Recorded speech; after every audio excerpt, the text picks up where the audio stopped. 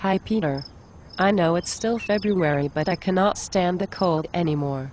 Thought we could think spring, what do you say? Yeah, I like what he's done to get us out onto George Street, the birds, the sound of traffic, you know, the same traffic that tries to run us over as we make our way to class.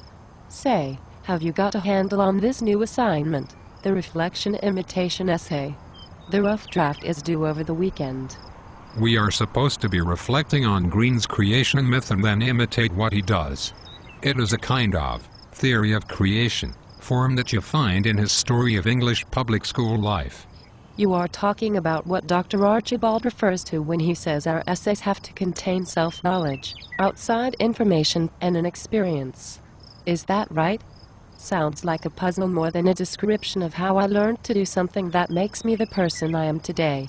But that's just it. You are not to recall a memory as such, but take an incident and construct it using the form that Green provides. It is an exercise and not a story about what really happened. So I can lie about what made me, me? I do not understand.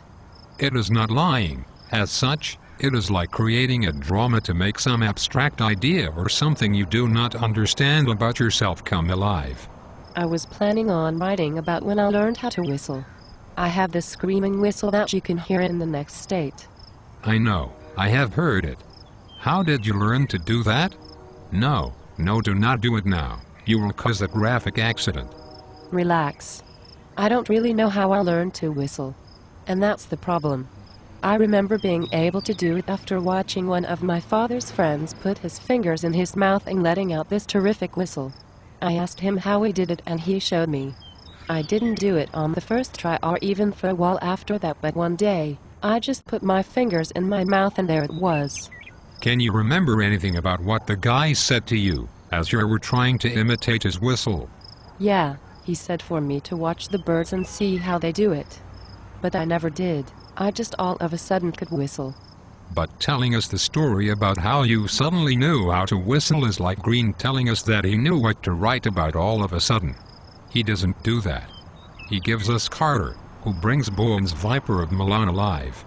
You could do the same thing by giving us a scenario where you study a bird who is singing and connect that experience back to what that friend of your father said to you about whistling and birds. He must have said something else.